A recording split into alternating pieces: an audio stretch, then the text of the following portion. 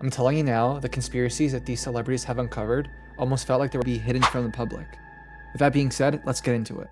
Elon Musk has just implanted his Neuralink brain chip in a human being, but the darker agenda behind this will give you chills. Elon Musk first broke the news on his Twitter account, stating that the first human being had received their brain implant and is recovering well. However, many people felt uneasy about this announcement, citing fears that this technology could be used for diabolical reasons. While Musk has often tried to portray this as a positive advancement towards society, the real motivation behind this is utterly satanic. This is called transhumanism, which is the belief or theory that the human race can evolve beyond its current physical and mental limitations, especially by means of science and technology. The Luciferian elite have long awaited for this moment, because the ulterior sinister motive with merging man with machine is the final act of rebellion towards God. Transhumanistic technology promises a future of escaping death by manipulating the genetics of a human being with artificial intelligence. This is the same lie that the devil told Eve in the Garden of Eden, promising that she wouldn't die and that she would be like God. Genesis 1:27 says human beings are made in the image of God. So the agenda of the devil is to slowly strip away the image of God here on earth and replace it with his created technology as his final conquest against humanity.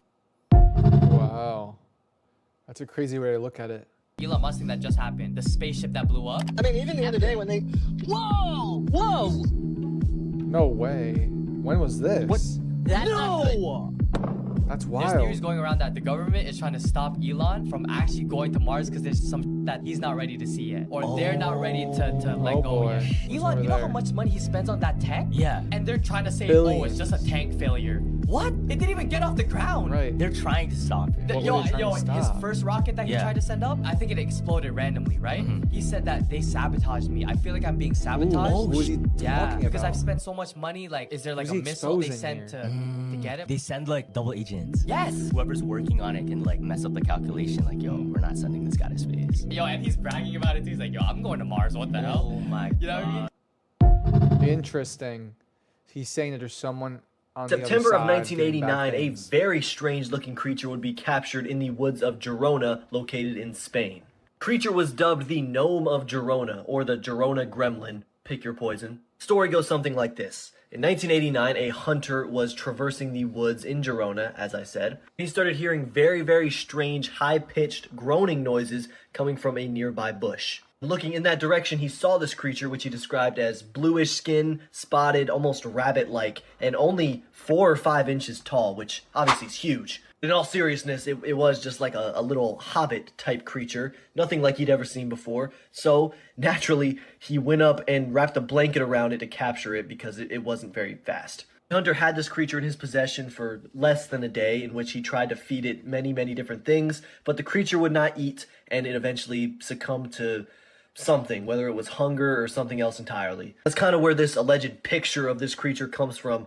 After the creature died, Hunter took the corpse and he gave it to someone that preserved animals, and they preserved it in this jar. Another important characteristic of this creature was its vibrant orange eyes. As far as theories of what this thing actually was, they range from a hoax, which is always something you get with cryptid stories, obviously, to some sort of mutated or malformed rabbit, and obviously some sort of mythical or unknown or undiscovered species, of course. Whatever you believe in, it is an intriguing story, and the picture that follows it is kind of unique when it comes to cryptids. So let me know what you think down below. After watching this, I'm convinced Elon Musk is an alien. Watch this. Is alien. He's possibly I can a leader. kinda We've believe known this it. for a few years. And the Teslas are part of the alien domination deal. I don't know why we made the deal to let them build the Teslas here. They're building the Teslas here. They're building the alien spacecrafts, power sources in front of us, parking them in the back of empty Sears parking lots across the USA, Chicago, St. I mean, Louis, it kinda even on the makes West sense. Coast. And Trump kind of knows it, but he needs the money. He lost money. Everybody does. Elon's got money coming out of his earlobes. But that makes it legit. Elon Musk and Jacques Cousteau studying alien underwater life forms, because that's where the spaceships are. That's where the They're aliens underwater. are, y'all. In the ocean. How do I know these things? They're so big. Yikes. Bigger than Shaq. It's not funny, dude. Don't tell your wife about these things, dude. Yeah, she asked me questions. What were you guys talking about John Pork yesterday? Stay weird, We y'all. were talking about pork. Interesting. Interesting. Most evidence-based UFO encounter I've ever come across. What do you mean? The Cash Landrum incident. Betty Cash, her neighbor Vicky Landrum, and her grandson Colby Landrum were driving in this rural part of Texas. They're driving along this road and they saw this super bright light ahead, and they kept on getting closer. And the best way they could describe it was this diamond-shaped thing that's bright as the sun, but there's fire spitting out the bottom of it. Like Betty gets out of the car, she's standing there staring at it. They said the heat Betty got up it was just intense. 20 to 25 helicopters come and swarm around this thing. It's almost like they escorted this diamond UFO, but they get home and they notice pretty instantly that all of them feel sick. Oh no. In fact, they start throwing up, have diarrhea, their skin Radiation. starts peeling off. Betty's almost dead. She's so sick, she can't even get up to get a glass of water. Betty starts losing hair. And because the doctor's like, what you have is a blast of radiation. They explained what happened. The doctors were like, what the heck? There's a man from NASA, and he's like, there is physical evidence. So they go to court with the U.S. government, specifically the U.S. Air Force and the U.S. government. Before it can even go to trial, the general of the Air Force is meeting with the judge, and then the judge comes out and says, well, I'm not bringing this to court. Sadly, Betty, very shortly after this, eventually dies of cancer. That's wild. That is insane. That's crazy. What? Oh my God. 17-year-old girl passed away from consuming Alani energy drinks. Now, the family of Larissa Rodriguez is currently trying to sue Alani for $1 million due to Alani being defectively designed, marketed, and had inadequate warnings about serious cardiac arrest that this product brings. And I want to preface that any young teen passing away this young is very sad, but this doesn't tell the whole story. There are people currently saying that she was drinking up to 6 Alanis a day, which is actually not true and nowhere to be found publicly, but she was consistently drinking at least 1 a day. And Alani made a statement claiming that Alani new energy drinks disclose 200 milligrams of caffeine on the can, and the label states that the product is not recommended for children, people sensitive to caffeine, pregnant women, or women who are nursing, which is true. And we've seen companies like Prime literally have to explicitly say for people 18 and up, and people who are fear-mongering this as well are also not adding the girl literally had cardiomyopathy, which goes unfortunately undetected a lot of times in young people. I find it hard to blame an energy drink company and not the parents who clearly knew she was drinking at least one of these every single day. And if they were that ignorant not to know, well, they probably also don't know that things like caffeine later in the day can hurt your sleep and many more things and just make an overall domino effect. This is a very sad story, but to say this is just because of marketing and energy drinks, I believe is way too harsh if you see the entire picture of this story. Yeah, the parents kind of should have done something to begin with, but... You ever wondered why Joe Rogan, who apparently interviews just about anyone, won't have David Icke on? Listen to this. Joe Rogan, who you think would have me on, given the range of things I talk about, never had me on, won't have me on. And he takes the piss out of the fact I'm talking about the reptilians. He had a bloke who's just been around not very long called Ian Carroll on recently, talking about the stuff, you know, the same stuff going round. And they were kind of having a laugh about me and the reptilians. And yet, just a few weeks earlier, he'd had 2 insider whistleblowers on from military projects, saying that of all the alien groups that they had been researching and were kind of in the military, unidentified flying objects, they call them something else now. And he was saying that you can talk about, to an extent, any of these things like the Greys, but you don't talk about the reptilians. That's shut off immediately. Why? Well, because they're running the show. What we call the Greys are basically almost like AI gophers, really. The reptilians are running the show. And so you don't talk about them. There's a lot more I want to say about this, but you can't on Instagram. If you want to watch me live, we can discuss it on an uncensored platform, Rumble. Comment Rumble and I'll send you a DM.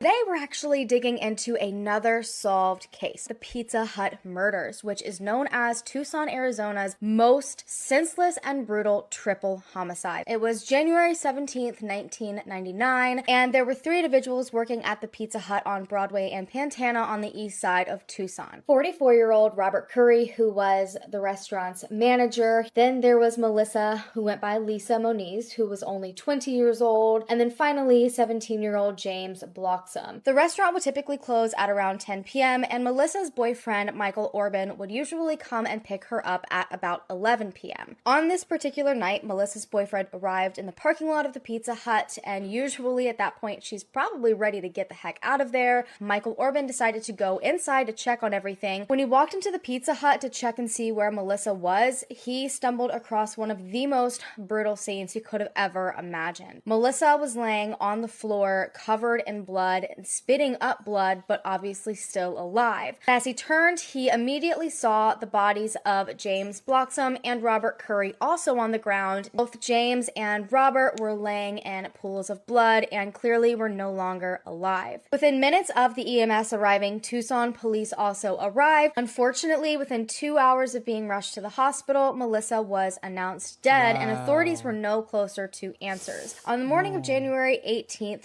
authorities received a phone call from a man named Josh Simmons. According to Josh, 17-year-old Hurstel said that he and 19-year-old Tom Prassertpong had been at the Pizza Hut just before closing. He said that they originally had wanted to rob the Pizza Hut for some reason, but said that instead they just decided to apparently murder everyone inside the building. Police ended up finding both of the men, and they both were arrested. According to Prassertpong, he and Hurstel decided to go and eat at the Pizza Hut. And while eating, casual conversation, they brought up the idea of, hey, why don't we rob this place? When the meal was done, Prassertpong went up to the counter to pay for their meal. Hurstel went off to the restroom, and Prassertpong says as the receipt was printing out for their meal, all of a sudden, Hurstel rushes out of the bathroom and, quote, goes crazy with the gun. Prassertpong stated that Melissa was the very first to be shot, and then immediately Hurstel turned his sights onto Robert Curry, the manager of the restaurant. Hurstel immediately shot him 3 times. At this point, James was trying to run and save himself out of the back of the restaurant, but unfortunately Hurstel got to him before he was able to as well. This all just seems like one giant unplanned chaotic mess. Both of them were being charged with first-degree murder, and then they were sentenced to the death penalty in the murders of Melissa and Jason. They both ended up getting, on top of their death sentence, life without parole.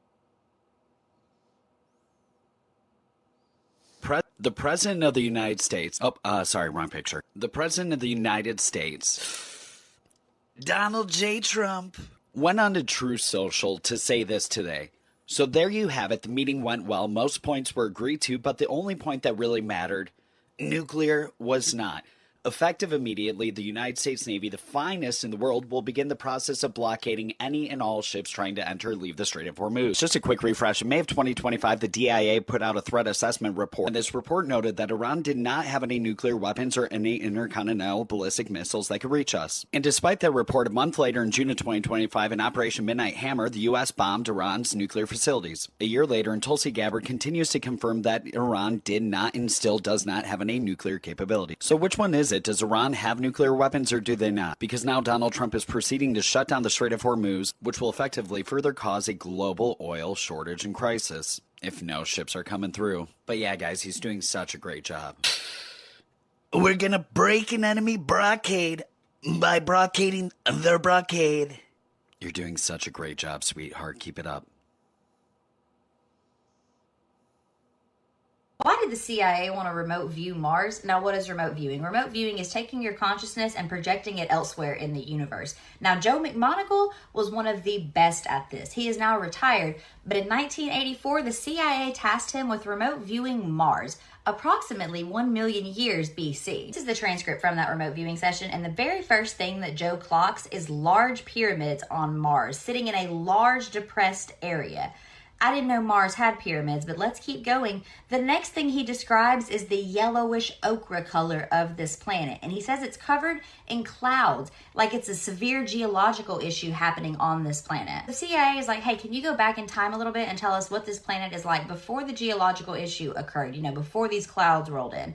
And Joe says he sees megalithic structures made of stone that are smooth on the side. This is the part that gets me the most because Joe says he sees shadows of people, like a perception of a person, but they're not really there. That doesn't trip the CIA out at all though, because they're like, hey, go back in time to when they actually were there. Joe keeps describing that he is seeing very large people on this planet, so the CIA tell him to hold this time in his mind, but move to a different location on the planet. And when he does that, he is deep in a canyon or a cavern of some sort. But the CIA is like, no, that's not what we're trying to see. Move again. So they have him move coordinates again, and this time he identifies something that looks like an obelisk. He says he keeps getting Washington Monument vibes from it. And then they have Joe move around a lot on this planet, and then he says the sun is weird. So they say, you know what, instead of moving around so much, just tell us what you're seeing. Report the raw data for us. Joe goes back to, I see pyramids. And the CIA is like, well, do these pyramids have an inside and an outside? And Joe's like, yeah, they got both, and they are huge. CIA is letting Joe do his own thing at this point, and Joe says, I think these are shelters from a storm or something. Joe says the area that he is in now is stripped of all furnishings and looks just like a functional place to sleep. And then the CIA says, so tell us about the ones that are sleeping through the storms in these structures. We'll talk about that next time. Rogan was on a podcast with a serial killer across from him, and he did not know, bro. His name is Sheldon Johnson. Yeah. He came on to the Joe Rogan podcast to preach about unfairness in the U.S. justice system, right? Because he just got out of jail, you know what I mean? He's saying like all these things about treating us bad, like this and that. But little did we know, fam, he had a severed head in his freezer. Oh my God. A torso he threw out in his garbage outside of his apartment, fam. Yeah. And this was like not even that long ago from once he got released from jail. Yeah. His neighbors, they overheard, please don't do this, please. And 2 gunshots, pop, pop. What the Yo, the neighbors were suspicious. They ended up looking at the surveillance camera and they saw Appalachia has rules for a reason. If this ever happens to you, never answer, never stop, get out of there as fast as you can.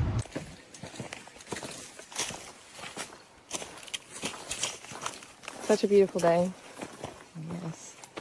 That view was amazing. Oh, well, so worth all the trouble. Yeah.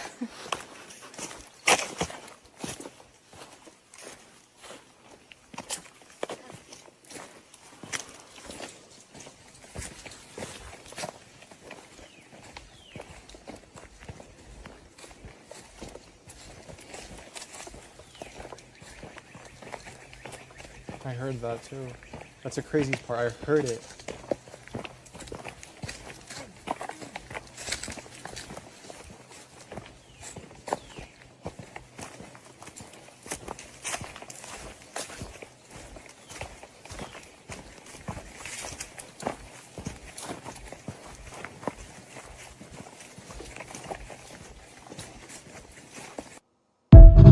That's crazy. I got something for you guys. The Count of Saint Germain. Germain. He was one of the most mysterious men in all of history. When did he live? Some say forever. What do you mean by that? So this man really appeared during the 1700s in Europe, and he befriended everyone of status. He claimed to have created the Philosopher's Stone that makes you live forever. And then at a party, he ran into a woman who recognized him from 50 years ago. So this lady walked up. She's like, "Are you Saint Germain? Because I met someone that looks exactly like you, and they were 45." And she said, "How old are you?" And he's like, "I'm 45, and that was me that you met."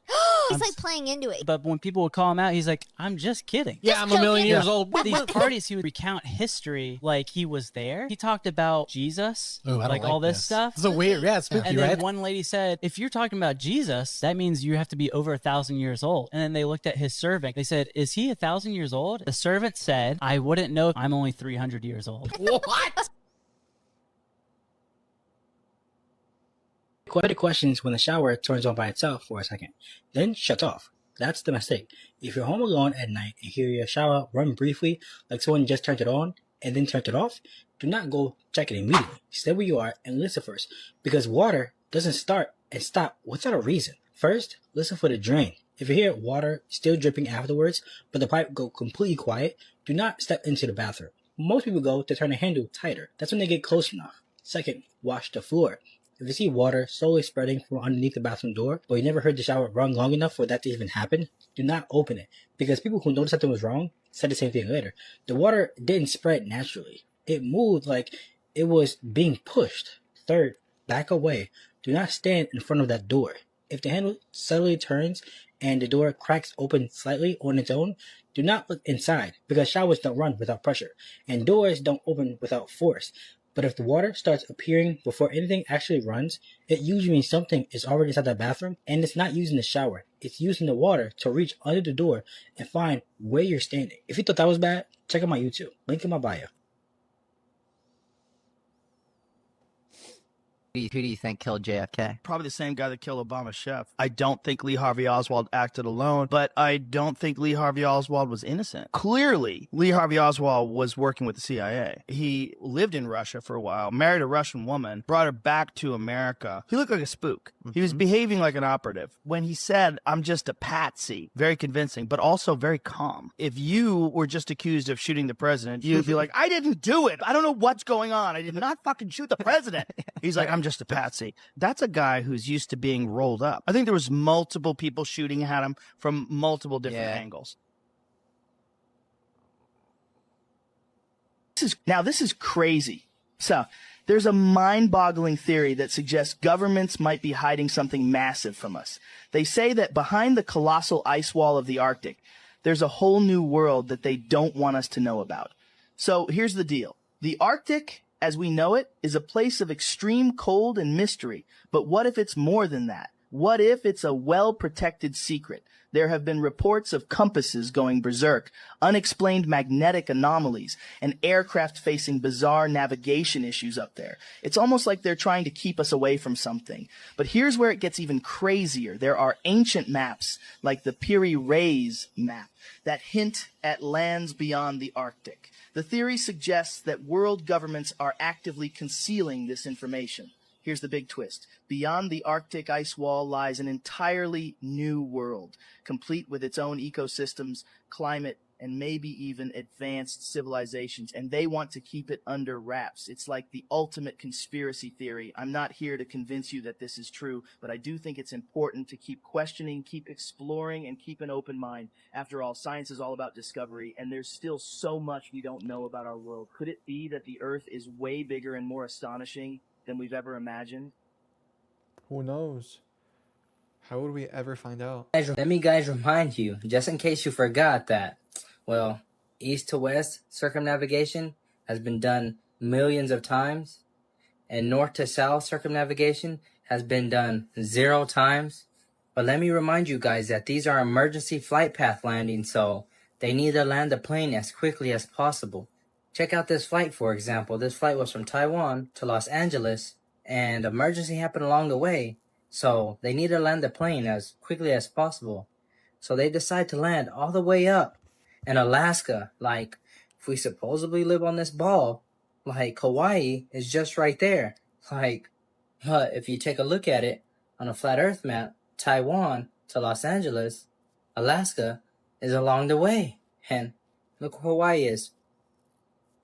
Here's another one. This flight was from Argentina to India. An emergency happened along the way, and they landed all the way up in Amsterdam. Like, if we supposedly live on this globe, why didn't they just go straight across and land somewhere here in Africa?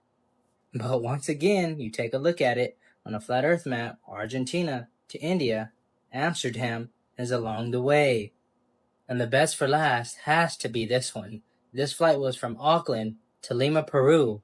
Emergency happened along the way, so they decide to land all the way up in Los Angeles, passing the equator. Like, if we live on this globe again, why didn't they go straight across? And yet, you take a look at it on a flat earth map, Auckland to Lima, Peru, Los Angeles is along the way, needing to pass the equator. But it makes you wonder, is that why in their flight dynamic summary, they assume the Earth to be flat and non-rotating? But I would love to hear what you have to say about these flight paths. Y'all let me know in the comments. Don't forget to like, follow me, and share this. Let's get this one out to the people. And like always, God bless. Donald Trump is the Antichrist. Or have y'all not been reading the Pope's tweets? And this the one right here, baby. This the Antichrist. Okay. And Pope Leo has been letting us know for days. Now let me give you guys caught up to speed with what's going on with the Pope, the literal pontiff from Chicago, might I add, and the President of the United States. Now it really all stems from the Pope putting out a series of tweets over the last couple of weeks about love and unity and how money is very evil. You see where I'm going with this? Well, fast forward to last night, that Donald Trump had eventually came after the Pope. And it's so interesting because I was talking to friends about it and I was like, yeah, he's got to come for the Pope next. Now you can pause to read all of this mess, but the first line is enough. He said, Pope Leo is weak on crime. Let's be clear. Pope Leo is the Pope. He's not the president. He's not a politician. He's the literal leader of the Catholic Church. So saying that the Pope is weak on crime is basically like saying, oh, carrots are anti-apples. Carrots don't got nothing to do with how apples are formed. Now, after the president had depicted himself as Jesus Christ, if you didn't know, him depicting himself in that painting is Jesus Christ, he went ahead and deleted it because his base supporters called him out and essentially started calling him the Antichrist. But the Pope had already been doing that weeks prior. And we're going to get to those set of tweets, specifically one. But shout out to Kaylin Cotlins over on CNN because she posted this and said, well, essentially the president has deleted his post portraying himself as Jesus. Now, here's the tweet that I read that I was like, oh, let me go back and read the other tweets. They all really resemble this one, but I'm going to read it to you from the pontiff himself. Now, the pontiff goes on to say that the sea and the desert have been places of mutual enrichment amongst people and cultures for millennia. Woe to us if we turn them into graveyards. I got tingles reading that. He goes on to say, where even hope dies, let us free these tremendous reservoirs of history and the future from evil. Let us denounce and remove causes for despair, and let us oppose those who profit from the misfortune of others. I'm not a Catholic, but if I were, I would be very pleased with this choice of pontiff because he's really not letting up on Donald Trump. He don't really have to say Donald Trump's name, but he knows for a fact that he's hitting a nerve, and he knows for a fact that he's telling you, your world leader is the Antichrist. Wake the F up. What you're looking at right here is extremely high-end makeup. Some Sephora stuff that you guys are always putting on your face. Chemical sludge. This is how it's made. You guys have no idea what it's doing to your body. I want you to listen to this video right here. One of the biggest cosmetic brands, designer cosmetic brands in the world, their ex-formulator had contacted us. He said, quote unquote, the cosmetic industry is destroying women's cells. cells, cells. And I said to him, why don't you say something? He said, I can't. This cosmetics issue is even bigger than the tobacco industry because we're talking about thousands of different chemicals. The same chemicals being dumped and running through the rivers that are toxic are running through our blood. For some of these chemicals, millions of children will be harmed before we actually decide whether it's toxic or not. Skincare, hair, feminine care products have been associated with reproductive problems. Ovarian cancer, preterm birth, mercury poisoning, Population endocrine control. disruption. The cosmetics industry comes back with their own science, and they say, oh, just a little bit of a cancer-causing chemical. You have no way of knowing what's in your product. Wealthy, big corporations don't allow regulations to happen, who allow people to be harmed. In cosmetics used by women in this country every day, 125 ingredients suspected of causing cancer. And the list goes on and on and on. Now, if you're waking up to this reality and you That's understand that you've been insane. poisoning yourself your whole entire life and you want to get out of this system, then it's never been more important to detox everything that you've been putting in. This is why you should be taking Shilajit every single day, known to detox the body from these harmful chemicals. And I have some incredible lifetime discounts for you guys, so comment the word info and check your DMs. Peace and love. That's wild that we do this. That's allowed. By now, you've seen the video. Since it went viral, even more details have come out, and it's actually worse than what I originally thought. So initially, I thought nobody was inside the house, but it turns out the wife and the daughter were inside while the husband was away watching everything on the Ring camera. I don't know what you want, man. Get out of my house. And eventually, the man outside made it inside the house. Now, luckily, the husband was nearby because you see him sprint back with the shovel ready to handle whatever needs to be handled, okay? No shade. If he ended up knocking Robe into next Tuesday, I would have felt he was justified to do that. Actually, a lot of people feel like he would have been justified if he came in with a little something stronger. You know what I'm saying? A different type of steel. Go home and get the gun. And from most people's perspective, let's keep it a buck. I think the average person is thinking like, your wife and child are at home alone. There's a man outside, decently heavy in stature, who could probably overpower your wife acting erratic at the door, demanding access to your child, your little girl at that. What do the people be saying? You'd rather be judged by 12 than carried by 6? Hello. Is this thing on? That being said, I've seen people criticizing the husband, saying that it was lame that he came with a shovel and he should have came with something a little bit more powerful than that. I see what you're saying. However, I feel like he just grabbed whatever he could and got to stepping. He got home, got inside, and ran straight up to the dude ready to scrap. So it didn't give scary to me, but he also, I think, did a good job of de-escalating. Can you help me out? Okay, Yes. I understand what you're going through right now. Yes. Can you step outside? Yes, sir. Thank you. Will. Thank you for asking. And I know a lot of people in my audience, a lot of y'all would have started blasting heads and asking questions later, and that's how you end up in court sitting next to me. Come on, Buki, let's go ahead and get our testimony together for this self-defense claim. Now, I think the husband's main focus at that time was just getting the man away from his family. I don't think he did anything wrong. As far as the man goes, yes, he was arrested. Bond was reportedly set at $35,000. And moving forward, I mean, it's clear that there's going to be some sort of competency issue that's raised. If he was having some sort of manic or mental health episode, which it clearly looks like he was, the court is definitely going to take all of that into consideration. I'll absolutely keep you updated on this case. In the next video, I am going to cover Ashley Robinson. Absolutely, yes, sir, because something ain't quite right with that. Or these crazy right-wing radical Christian nationalists that think that we're supposed to be over in Israel so that Jesus can come back on a white horse. Have you seen that? One of these fucking guys, one of these high-level commanders says, don't be worried because Trump is anointed by Jesus Christ to bring back the return. Oh, no. See, that's like up there with Allah will protect me. Exactly. It's the same shit. It's the same shit. It's just coming from a different religion. Yeah, But it's the yeah. same mindset. He urges us to tell our troops this is all part of God's divine plan, specifically referenced numerous citations out of the book of Revelations referring to Armageddon and the imminent return of Jesus Christ. Ay, ay, ay. And he said, the superior had a big grin on his face when he said all of this, which made his message seem even more crazy. Wow. Scary That's shit. just as scary. Those are just as Completely. scary as suicide bombers.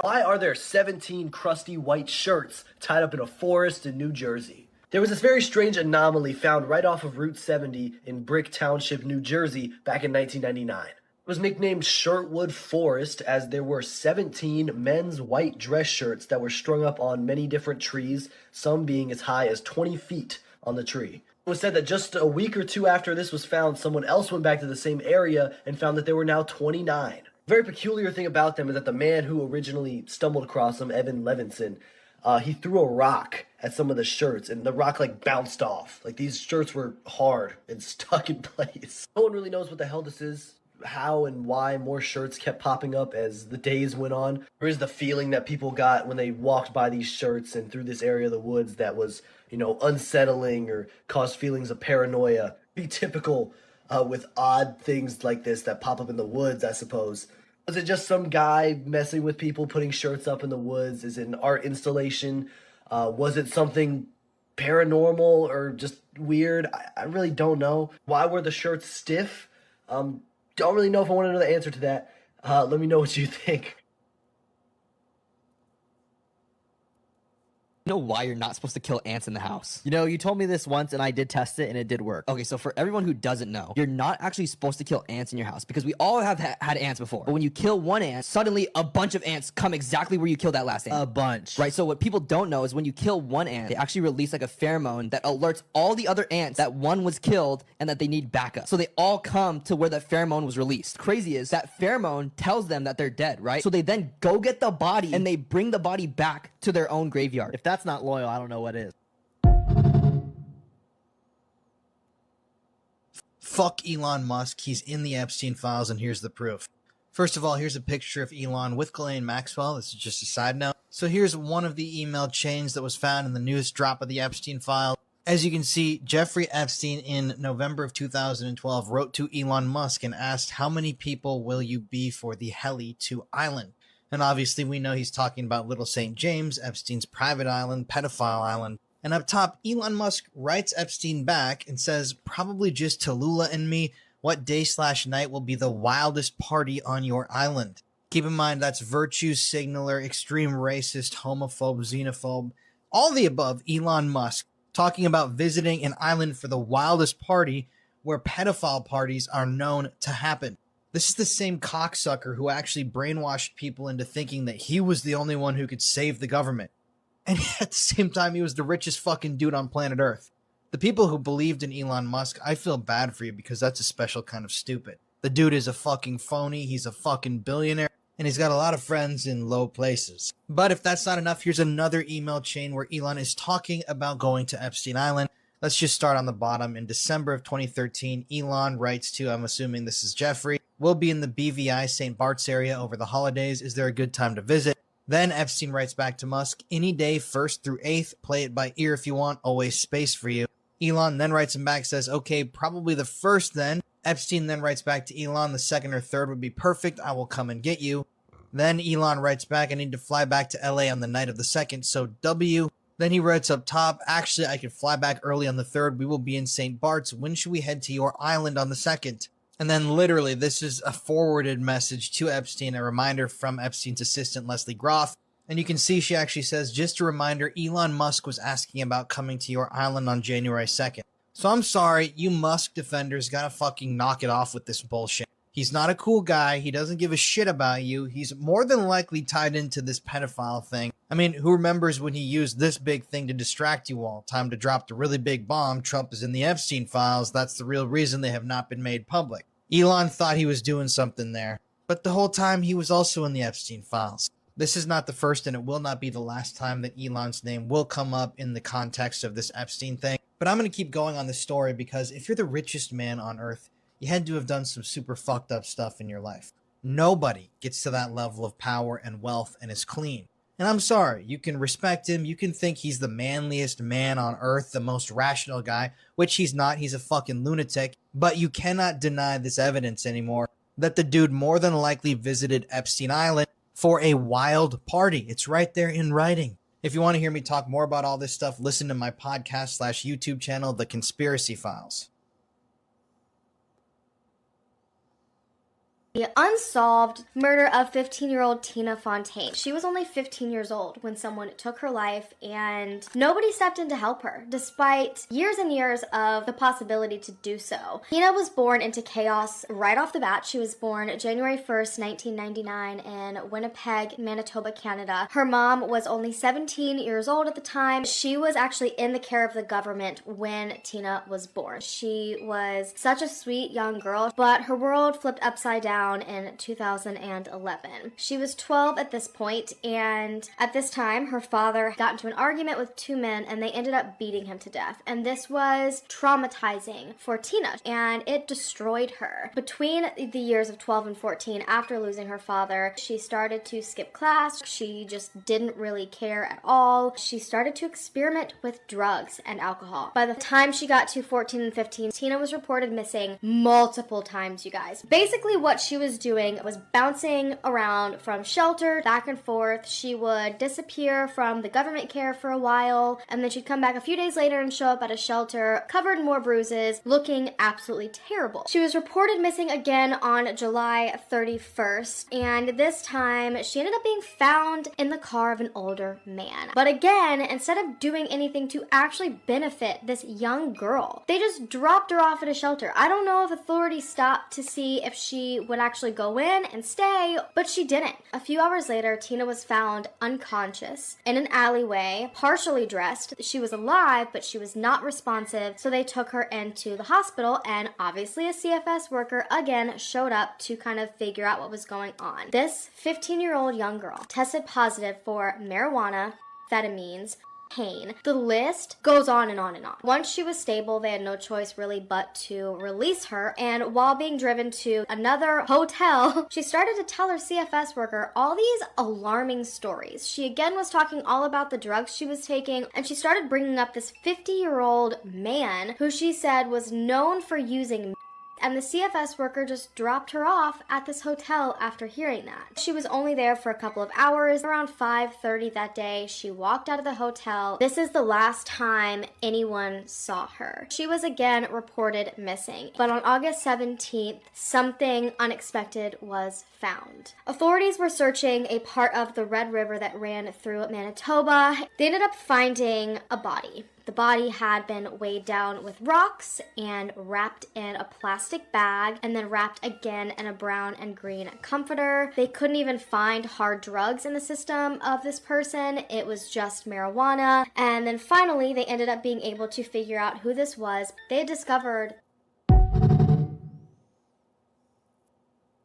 Did Joe Rogan just lie to us? Like I said, I was in Utah at the time. Oh, of you this were? happening. Yeah, I was hunting in the mountains. Well, that's interesting. Yeah. I don't know nothing. You weren't out elk hunting, Joe. You were doing a podcast with Charlie Sheen when you found out that Charlie Kirk got shot. This just happened.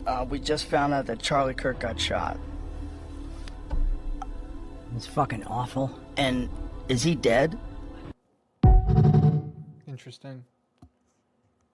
Is Elon Musk's brother having a gay relationship with Jeffrey Epstein? Let's talk about it because this email is incredibly damning and deeply disturbing. So up top, that's Kimball Musk, Elon Musk's blood brother. And I'm going to make a whole nother video about this, but Kimball was extremely close to Jeffrey Epstein, and I'm talking really close. But we have to examine this email. So this email was released by the DOJ. You can find this in the Epstein files. I'm just going to read this to you in full. April 26, 2013. Kimball Musk writes to Jeffrey Epstein, "Hey, sorry I was in such a bummed out mood last night. The load of everything around me has been so intense and seems to just get bigger. Yesterday was super sad losing Manhattan, frowny face. It's still soon for Jen and that causes me stress. I have the awful insanity of Kayla. How that is going to affect Stella terrifies me every minute. And now I have my sister living with me. I don't think I'm being very fair to you as well, and it is weighing me down. I want to have time for you, but at the end of each day I just want to pass out, and then I don't sleep. It's a wonderful routine. Winky face. We know how much we like each other, but I am just not able to do a real relationship right now. Would you be up for going back a step to just dating?"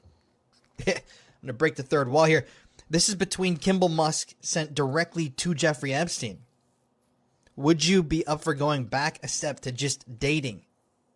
He's saying this to Jeffrey Epstein. But Kimball continues writing, "We would see each other on weekends when we can and focus it on fun stuff. Bringing you into my drama can't be fun for you, and it isn't healthy for me either. I could tell you were sad that you couldn't join me in Boulder, but honestly, I don't think I could handle staying relaxed with you in town. Thoughts? XOXO. Just crazy. I hope you still come to LA. I will dedicate Sunday to you so that we have some quality time together. Smile, K." So this email came from Kimball Musk and was clearly sent to Jeffrey Epstein. But what does this really mean? Well, we know based on some of the emails and the messages found within the emails that Kimball Musk was set up with women through Jeffrey Epstein. Epstein actually set him up with various girls. But did Epstein have some sort of a bisexual relationship with Kimball Musk on the side? I mean, the wording there, you cannot ignore. Kimball is actually stating not only the XOXO, but directly saying, would you be okay with going back a step to just dating? I mean, it's truly bizarre stuff. When you get into the world of billionaires and billionaire brothers like the Musks, everything is just strange. And people like you and I, we don't understand how these people operate and how these people live. But let's say that this is true and Kimball was dating the pedophile pimp that supplied him with women to be used and then dumped and was having sex with the pimp of the women. It would really just be another day in the world of oligarchs and the ultra wealthy elites. But I'll keep you guys updated on the situation as we find out more.